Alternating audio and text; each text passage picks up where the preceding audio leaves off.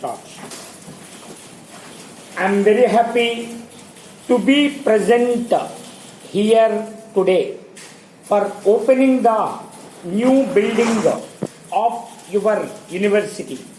All that you have said about this new university, which is only 6 years old, is commendable in many respects.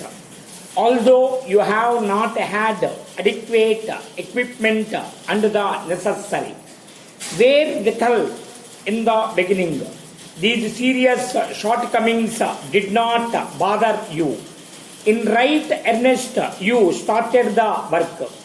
One might feel sorry, but I am sure no one will feel surprised to know that in its 7th year, this university doesn't possess departments in subjects like Sanskrit and English on the side of arts, and physics, chemistry, anthropology and zoology on the side of science.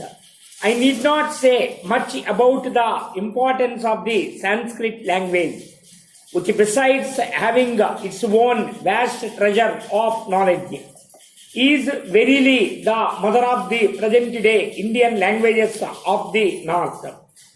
The study of English language and literature is also essential for a university student, for it is a language which many in our country have been cultivating for the last 200 years, and which is recognized as a medium of international expression by virtue of its being the language of a number of countries.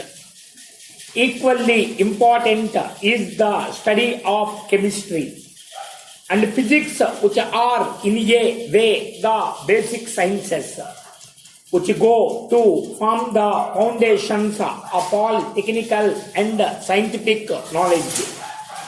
As for anthropology and geology, these two subjects have special significance for your state, inhabited as your state is by a number of tribal people speaking different tongues and having different customs and possibly belonging to different ethnic groups. No other state in India provides such favorable conditions and opportunities for the study of anthropology as yours.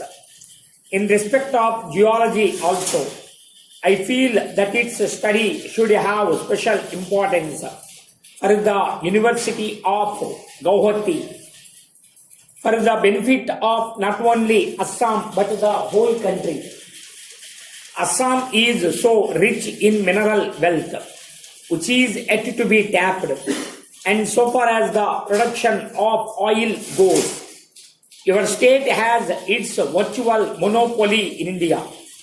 I am glad you have not been discouraged by these shortcomings, but you are endeavoring to create departments in these subjects as early as possible.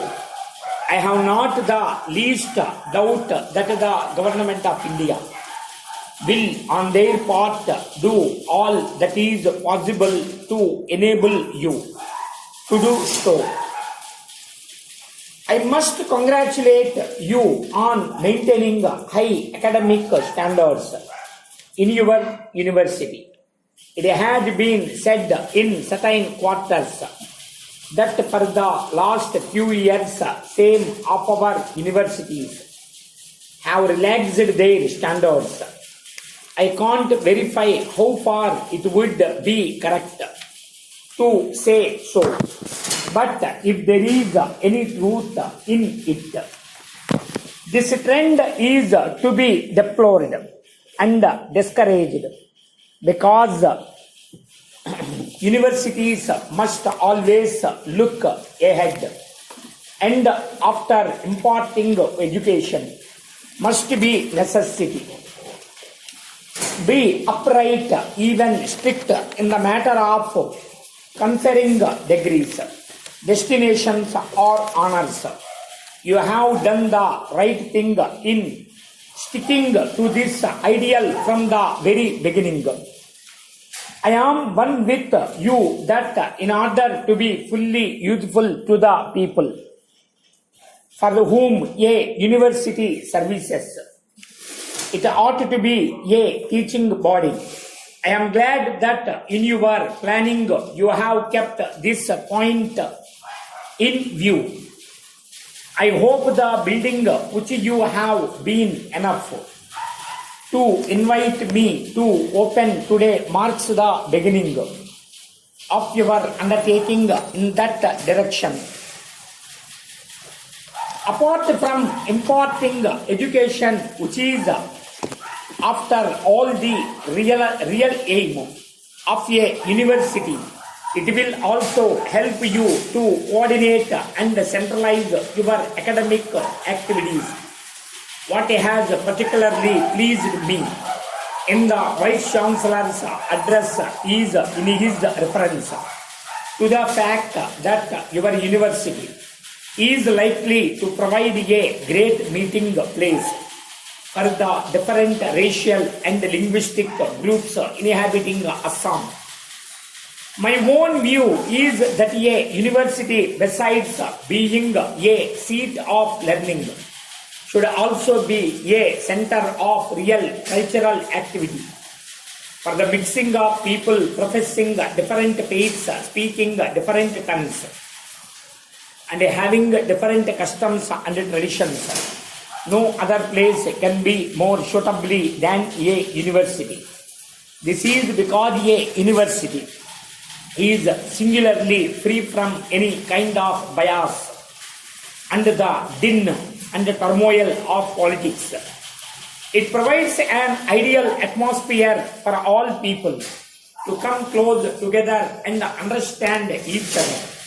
I need hardly point out that you will be rendering a great service, not only to your state but to the whole of India.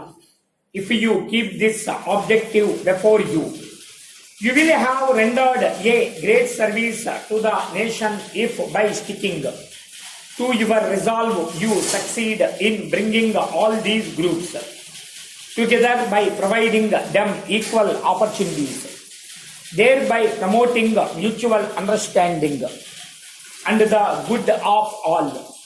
I am thankful to the Vice Chancellor for having invited me to open this building and for giving me an opportunity to address you today.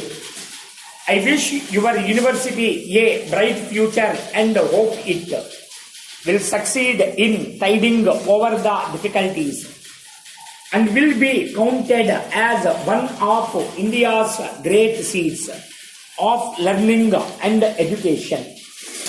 Dear sir, it gives me great pleasure to welcome the Chief Ministers and other representatives of the state governments to the first meeting of the National Development Council after my government assumed office at the centre. I see this as an important step towards fulfilling our promise to the people to move towards a cooperative federation. We need unity of purpose based on wide-ranging consensus. If we are to meet the challenges being faced by our national front, forces both within and outside the country, it is a matter of regret that during the last year the National Development Council met rarely and its importance was steadily whittled down. The National Front in its election manifesto pledged to activate the National Development Council in order to achieve and maintain a national consensus on all issues relating to planning and development. This meeting has been called to consider the approach to the 8th plan, which had been prepared by the Planning Commission and approved by the Cabinet. The document which is before you outlines the broad directions in which policy must be reoriented